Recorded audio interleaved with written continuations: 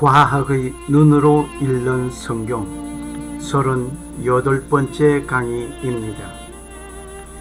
모든 상식과 법칙을 초월하신 분이 계십니다. 그분이 누군지 오늘 밝히고자 합니다. 예수의 행하신 일이 이 외에도 많으니 만일 낱낱이 기록된다면 이 세상이라도 이 기록된 책을 두기에 부족할 줄 아노라. 요한복음 21장 25절의 말씀입니다. 예수님께서 공생의 3년 동안 많은 이적 기사를 행하셨습니다. 그 모든 기록을 기록한다면 세상에 두기에 부족할 정도로 많은 역사들이 있었습니다. 오늘 예수님의 기적을 말씀 나누면서 창조주를 조명하려고 합니다. 성경의 기록들은 우리의 상식과 세상 과학의 어떤 법칙으로 이해하고 납득이 되는 것이 아닙니다. 모르겠습니다. 지금 이 말을 하는 저는 실력과 모자란 실력 때문에 모르겠지만 나는 이해가 되지 않는 면이 더 많이 있습니다. 여러분은 어떠십니까? 어떤 이들은 그리하여 기독교는 세상에서 가장 엉터리입니다. 믿을 수 없는 황당한 이야기로 사람들을 현혹시킨다라고 말을 하는 자들도 있습니다. 하지만 예수님은 열린 세계관을 가지고 살라고 계속해서 말씀하신 것입니다.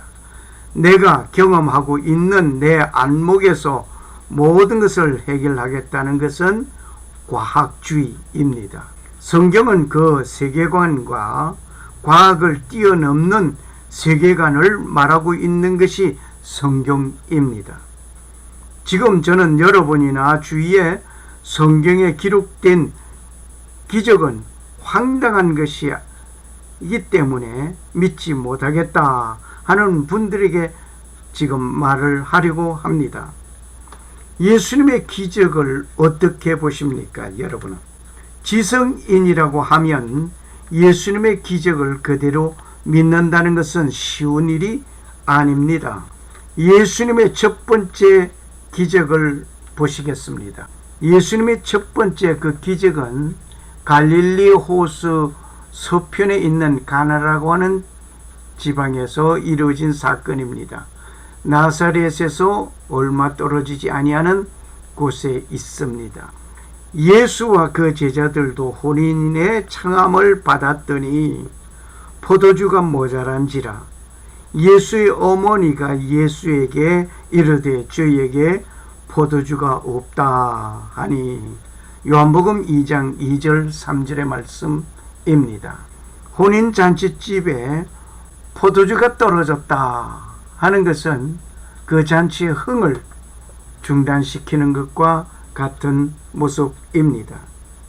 잔치집에 예수님께서 물로서 포도주를 만드신 기적이었습니다.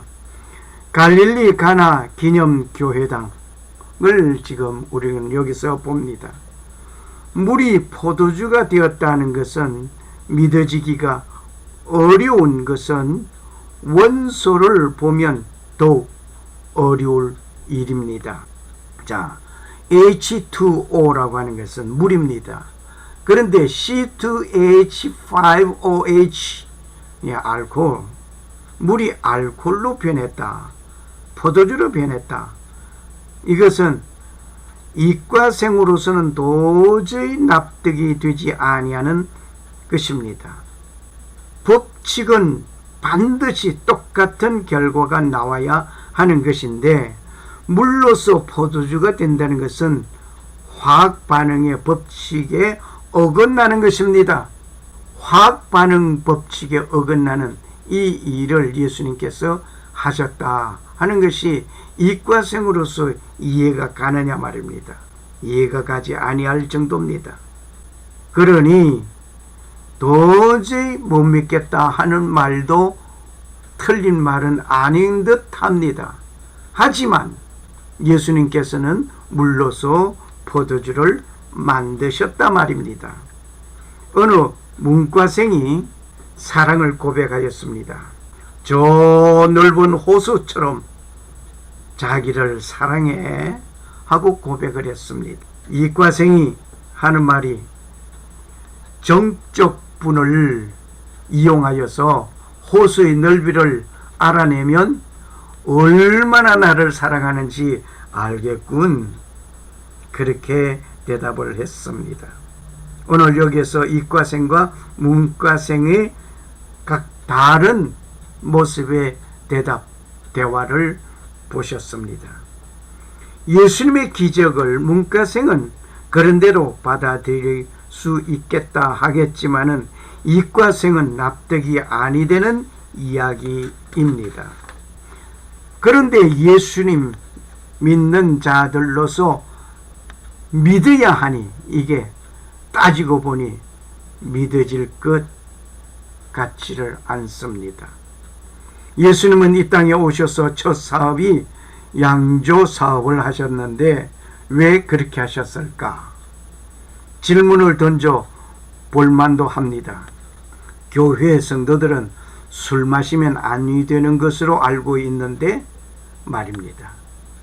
예수님은 물로서 포도주를 만드셨는데 아주 최고급 포도주를 만드신 것입니다. 하나님의 말씀이 믿어져야 하는데 그런데 이해가 되지 않는 부분이 가나에서 혼인잔치집에서 물로서 포도주를 만들었다 하는 것이 이해가 선떡선떡 되지 않는 것은 당연한 것 같습니다. 지성인이라고 한다면 더욱 그렇지요. 그리고 예수님께서 하신 첫 사역은 무엇입니까? 양조 사업이었습니다. 지구상에서 최고의 양주를 만들었다 말입니다. 어디에서? 가나 혼인잔치집에서. 그리고 또 하나의 기적을 보겠습니다. 이것은 오병이의 기적이라고 합니다. 마태복음 14장 19절에서 21절에 있는 이 기적은, 이 사건은, 오병이의 이 사건은 마태복음, 마가복음, 누가복음, 요한복음, 사복음서에 모두 기록되어져 있다는 것은 가장 중요한 사건이라고도 생각해 볼 수 있습니다. 예수께서 가라사대 갈 것 없다. 너희가 먹을 것을 주어라. 제자들이 가로되 여기 우리에게 있는 것은 떡 5개와 물고기 2마리 뿐이니이다. 그런 말씀을 나누면서 예수님께서 하시는 말씀이 가져오게 하였습니다. 그리고 다 배불리 먹고 남은 조각을 12바구니에 차게 거두었다는 기록이 있습니다. 그런데 먹은 사람은 여자와 아이 외에 5,000명이나 되었더라 라고 했습니다. 여기에 여자와 아이는 안 먹었다는 얘기는 아닙니다. 숫자를 세는데 그 당시 아이는 숫자에 세질 않았습니다. 여자들도 숫자에 세지 않았습니다. 그 당시에 그 상황을 우리는 이해를 해야 합니다. 여기 5,000명이라는 것은 여자 머리 숫자 세지 않았습니다. 아이 머리 숫자 세지 않았습니다. 그리고 장정만 머리 숫자를 세었다. 그래서 5,000명이나 되었다. 이 말이거든요. 그러면 여자와 아이를 다 합하면 얼마나 많은 숫자이겠는가? 대개 2만 명 정도 될 것이다 라고 추산해 봅니다. 이것을 가지고 온 것은 한 아이가 보리떡 5개와 물고기 2마리라고 요한복음 6장 9절에 기록되어져 있습니다. 그냥 아이 도시락이었습니다. 오병이의 기적이 일어난 것입니다. 꼬마가 가지고 온 이 도시락, 이것을 가지고 온 것은 한 아이가 가지고 왔다고 요한복음 6장 9절에서 이미 기록되어져 있음을 봅니다. 여자와 아이 외에 5천 명이 먹었다. 정말 먹은 자가 5천 명만 된 것이 아니라 다 합하면 약 2만 명 정도의 많은 사람들이 먹었다. 그러면 도시락 빵이 얼마나 크고 고기가 얼마나 컸으면 그랬을까? 여기에는 한 아이가 가지고 온 떡 5개와 물고기 2마리였습니다. 그런데 어떤 사람들은 이 기적을 보면서 해석을 이렇게 하는 자도 있습니다. 아이가 자기 도시락을 내어놓는 거 보니까 각자 도시락을 가지고 왔는데 그것을 쭈밋쭈밋하고 있는데 아이가 내놓는 것을 보고 모두가 감동하여서 서로가 내놓고 보다 보니까 서로가 넘어가라 사랑이 넘치다 보니까 이렇게 먹고 남은 것이 12광줄이나 되었다. 이렇게 해석을 하는 자도 있습니다. 결코 주님이 기적을 해석한 것이 아니라 봅니다. 분명한 것은 아이가 가져온 떡 5개와 물고기 2마리를 가지고 여기에 있는 모든 사람들을 먹게 하였고 남은 것이 12광줄이었다고 하는 것이 이 기록입니다. 아이가 가지고 온 이 떡 5개와 물고기 2마리로 여자와 아이 외에 먹은 숫자가 5천 명이다. 그러니까 여자와 아이는 안 먹은 것이 아니라 숫자에 빠진 것 뿐입니다. 그 5천 명을 먹였다 하는 이것은, 이 기적은 무엇을 말하는 거니? 과학으로 말을 한다면 질량 보존의 법칙에 어긋나는 일이었습니다. 예수님께서 질량 보존의 법칙 떡 5개와 물고기 2마리로서 먹었다면 아이의 도시락에 불과하니 아이 하나가 먹었다면 그것이 질량 보존의 법칙에 맞는 얘기입니다. 그런데 이것은 약 2만 명 가까운 수많은 숫자가 먹었다고 하니 이것이 이해가 되지 않는다는 것도 당연한 것 같습니다. 그래서 예수님은 이 기적을 말을 할 때 질량 보존의 법칙이 틀렸다, 어긋난다, 이것이었습니다. 예수님께서는 물 위를 걸어가신 기적이 있습니다. 밤 사경에 예수님께서 바다 위로 걸어서 제자들에게 오시니, 마태복음 14장 25절의 말씀입니다. 오늘 예수님은 물 위로 걸어서 제자들에게 오시는 이 기적을 보면서 우리는 생각을 많이 해보아야 하겠습니다. 물보다 가벼우면 뜨게 되어 있고 물보다 무거우면 가라앉게 되는 것입니다. 그런데 예수님께서 물 위로 성큼성큼 걸어서 왔다, 이것이 이해가 또 안 되어서 여러 가지 또 해석하는 사람들이 있습니다. 왼발 빠지기 전에 오른발 옮겨놓고 오른발 빠지기 전에 왼발 옮겨놓고 빨리빨리 그렇게 걸어가면 된다라고 하는 설명을 합니다. 그런데 그것은 이론이지요.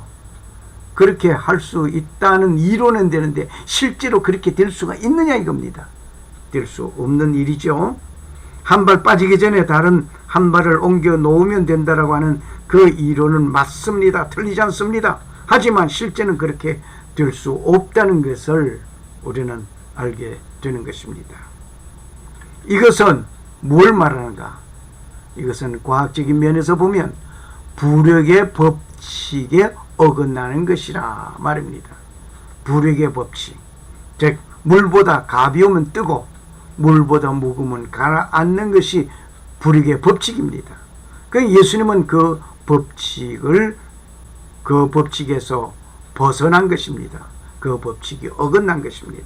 예수님께서 행하신 기적마다 과학으로 비춰보면 모두 법칙에 어긋난 것 뿐입니다.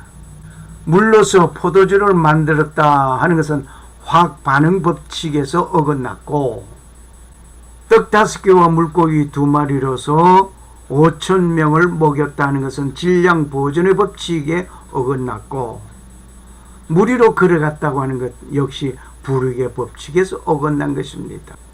다시 말을 하면 모든 법칙에 어긋난 예수님의 기적이라 말입니다. 이러고 보니 많은 사람들이 예수님의 기적을 못 믿는다 하는 말이 이해가 갈 것 같습니다. 특히 과학도들은 이 사건을 믿게 하는 방법이 없습니다. 할 정도이죠. 우직하게 하나님의 말씀이니 믿으라 라고 하겠습니까? 이 과거의 법칙에 벗어날 수 있는 분이 계신다는 것을 우리는 여기서 짐작하고 있습니다. 만일에 예수님께서 이런 기적도 행하시지 아니하시고 선도의 말씀만 하시고 가셨다면 예수를 믿을 가치가 없습니다. 예수님께서 평범하게 나와 같은 범인이라면 그에게 영혼을 약속받을 가치가 있을까 말입니다. 과학의 법칙을 벗어난 일을 하는 자가 계신다면 그분은 곧 창조주만이 하실 수 있는 일입니다. 다시 말을 해서 예수님께서 이 모든 법칙을 다 어긋난 것은 창조주가 아니고는 도저히 이룰 수 없는 일입니다.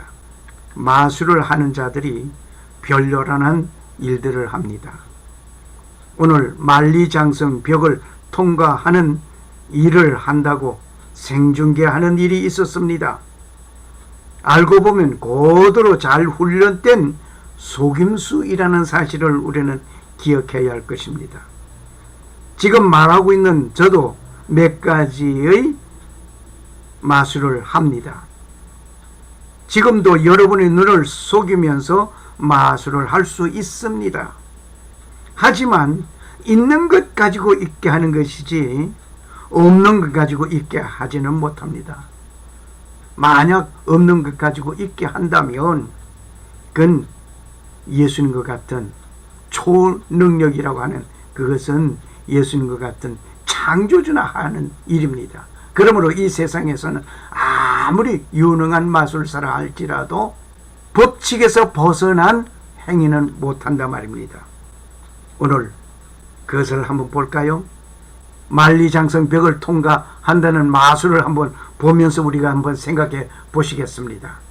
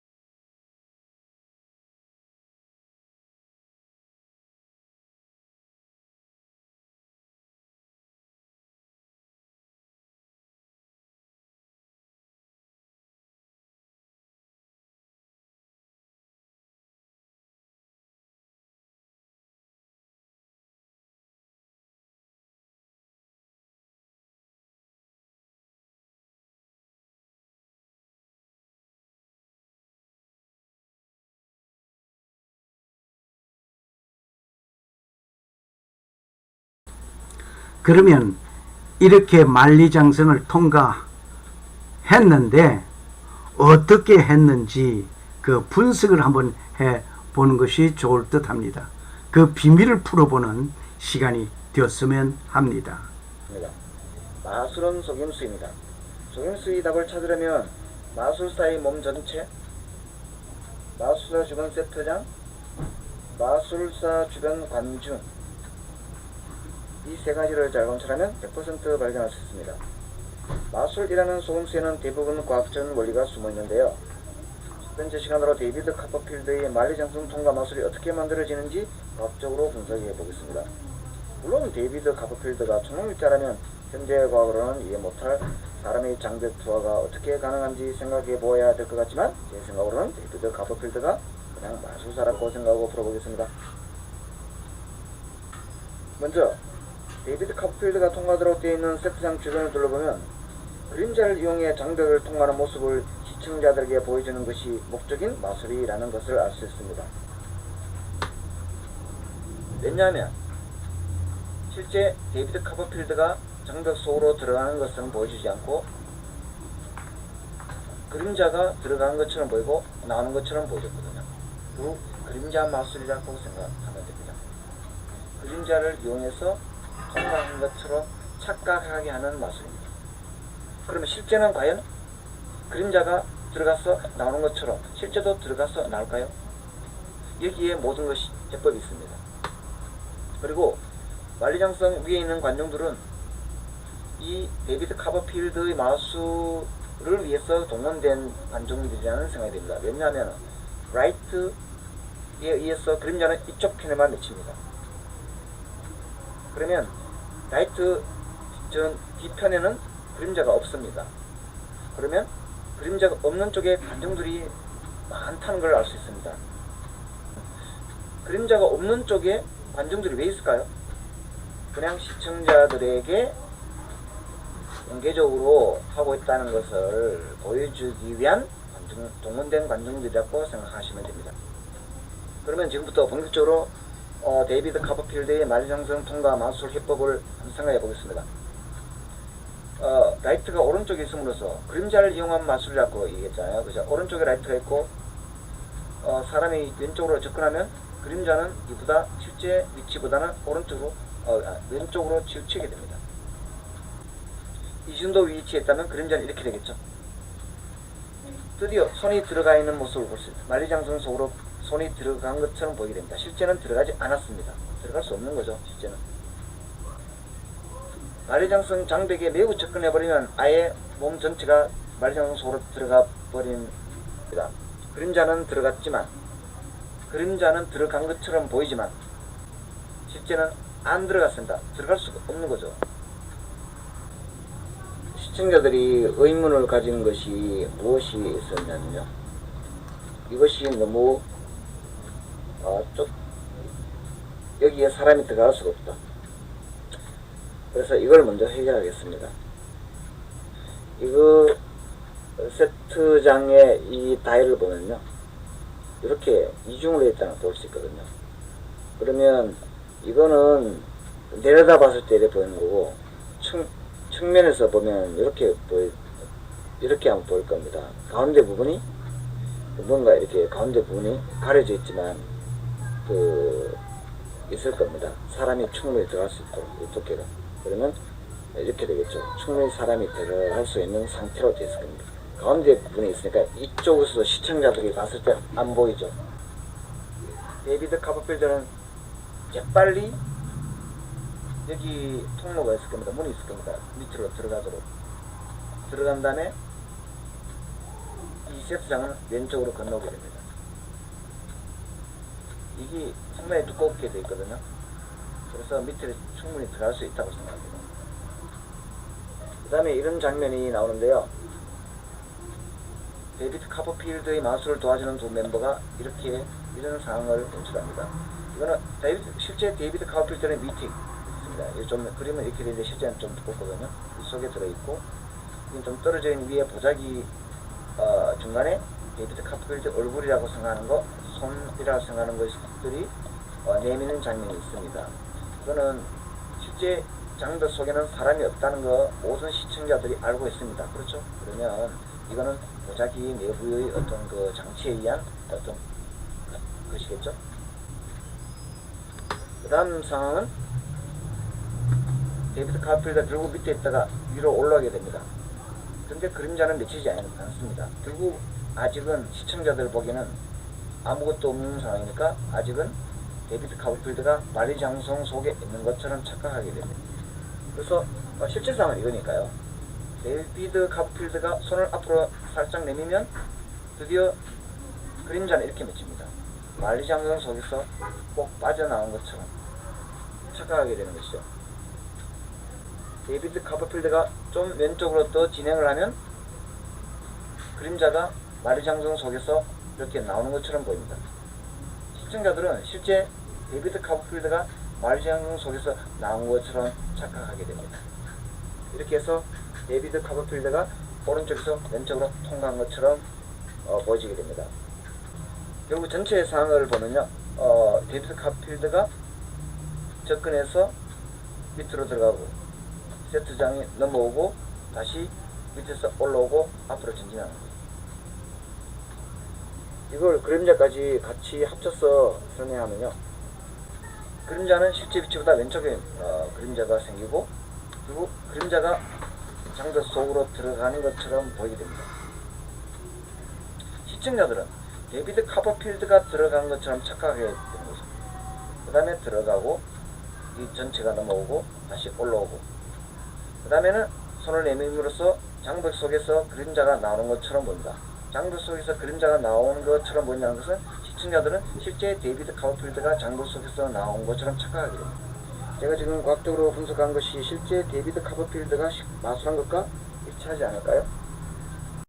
보셨죠? 눈속임이라는 사실을 보셨죠? 창조주만이 이 과학의 법칙을 벗어난 기적을 행할 수 있는 것입니다. 창조주 아니고는 이런 일을 행할 수 없습니다. 곧 이 기적을, 이 법칙을 정하신 창조주이심을 증명해 주는 것입니다. 우리는 성경을 읽을 때에 우리가 이해하고 상식에 맞는 말만 있다면 성경을 읽고 믿을 이유가 없습니다. 세상에 도덕적이고 교양 있는 서적들이 많이 있습니다. 그런데 성경에는 우리가 이해가 되지 않고 상식에 어긋나는 일들이 있는 것은 그 모두가 창조주 그분임을 증명하고 있는 것입니다. 예수님께서 이런 기적을 행하신 이유는 예수님께서 창조주이심을 믿게 하기 위하여 보여주신 것입니다. 너희들은 이런 일들이 황당한 것이기 때문에 예수님을 믿지 못한다고 하지만 나는 이 기적 때문에 예수님의 행하신 그 이적 기사들 이것 때문에 예수님을 믿습니다. 만일 예수님이 물 위를 걷다가 빠지셨다면 그것이 기적인가요? 당연한 일이지요. 그러니 믿을 수가 없는 것입니다. 물 위를 걸어 가셨기 때문에 기적입니다. 그리 함으로 예수님을 믿는다는 것입니다. 법칙을 뛰어넘는 분이시기에 그는 창조주이십니다. 나는 그래서 그분을 믿을 가치가 있다라고 강력하게 말을 하고 있습니다. 그리고 과학에 관하여 생명의 법칙이 또 하나 있습니다. 이것은 아무도 깨지 못하는 것입니다. 이 법칙은 구약의 에녹과 엘리야를 제외하고는 예외가 없이 그 외에 모두가 다 당하는 것이었습니다. 그 법칙은 죽음의 법칙입니다. 심지어 예수님도 죽으셨습니다. 성경에는 이적이라고 기록하고 있습니다. 이 말은 과학적인 용어로 바꾸어 말을 한다면 증거입니다. 예수님께서 기적을 베푸신 것은 예수님이 창조주이심을 증거로 보여주시는 것이라 말입니다. 죽음의 법칙, 이 법칙은 구약의 에녹과 엘리야를 제외하고는 예외 없이 다 죽었습니다. 예수님도 십자가에서 죽으셨습니다. 죽음을 경험하지 않은 에녹 있습니다. 엘리야가 있습니다. 300년간 하나님과 동행한 그 에녹, 65세에 무드셀라를 낳고 300년 동안 하나님과 동행하던 에녹은 그대로 하나님의 부름을 받아 갔습니다. 그리고 불말과 불수레를 타고 승천한 엘리야가 있습니다. 이 두 분은 죽음을 보지 않았습니다. 그런데 어떤 분은 이렇게 설명합니다. 에녹을 하나님께서 데려가셨다 하셨으니 죽어서도 하나님께서 데려가셨다. 죽음이라는 말을 안 했을 뿐이지 하나님께서 그렇게 데려가셨다. 이렇게 설명하는 자가 있습니다. 그렇게 설명하고 그렇게 설교하는 자가 있단 말이에요. 좀 성경을 제대로 공부하고 제대로 성도들에게 설교하고 가르쳤으면 좋겠습니다. 불말과 불수리를 타고 승천했다는 엘리야에 대해서 역시 하나님께서 그렇게 데려갔다 하는 것에 대해서 좀 이상하게 말을 하고 있는 자들 있습니다. 오늘 그 말에 반론하고 그 말에 변론하고 그 말에 어떤 토를 달고 싶어서 하는 말이 아닙니다. 분명히 에녹과 엘리야는 죽음을 보지 않고 갔습니다. 예수님도 죽음을 맛보았거든요. 그런데 두 분만은 죽음을 맛보지 않았습니다. 예수님은 나사로를 살리시고 자신도 부활하셨습니다. 할렐루야. 이게 중요한 것입니다. 예수님은 죽은 나사로를 살리셨고 자신이 부활하셨고 구약의 에녹과 엘리야도 죽음을 경험하지 아니하고 부름을 받아 갔습니다. 그분은 창조주이시기 때문에 이렇게 불러갈 수 있단 말입니다. 창조주만이 하실 수 있는 것입니다.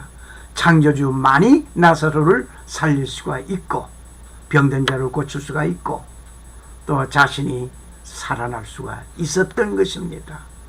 창조주만이 엘리야를 에녹을 불러 가실 수 있다 말입니다. 만일 내가 죽었다가 다시 살아날 수 있는 나라고 가정을 하면서 말을 해봅시다. 이미 내가 죽었는데 이 다 죽음의 법칙에서 벗어날 수 없는 나였죠. 그런데 내가 살아났다. 내가 죽었다가 다시 살아났다. 그렇게 한다면은 나도 그럴 수 있는데 예수님은 그렇게 할 수 있는가? 나도 그렇게 할 수 있는데 그러면서 예수를 믿을 이유가 없단 말입니다. 그렇게 살아날 수 있다고 한다면 예수를 믿을 필요가 없는 거예요. 정말 그래도 예수 믿을 수가 있겠습니까? 많은 사람들이 오히려 나를 추앙하는데 오늘 깊이 생각해 보시기를 바랍니다. 나도 그렇게 할 수 있기 때문에 예수를 믿을 필요가 없단 말입니다. 그런데 예수님만이 그렇게 하실 수 있었습니다. 이유는 창조주이시기 때문입니다. 그분은 생명이시기 때문입니다. 고로 그분은 창조주이시고 생명이시기 때문에 내가 믿을 가치가 있단 말씀입니다. 요한복음 11장 25절 26절에 말씀하십니다. 나는 부활이요 생명이니 나를 믿는 자는 죽어도 살겠고 살아서 믿는 자는 영원히 죽지 아니하리라. 어떤 상식 이해를 벗어나고 어떤 과거의 법칙에서 벗어나신 분이 계십니다. 그분은 지금 여러분을 기다리고 있습니다. 지금 그분을 개인적으로 꼭 만나시기를 원합니다. 그분은 우주 만물의 창조자가 되십니다. 그리고 우리의 상식을 뛰어넘어 역사하시는 분이십니다. 그분은 생명의 근원이십니다. 우리가 잃어버렸던 모든 것을 회복시키시려고 오셔서 십자가에 죽으시고 부활의 본을 보여주셨습니다. 구원하시고 영혼을 약속하신 그분의 말씀은 신실하게 이루어집니다.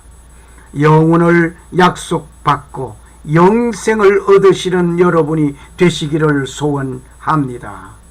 감사합니다.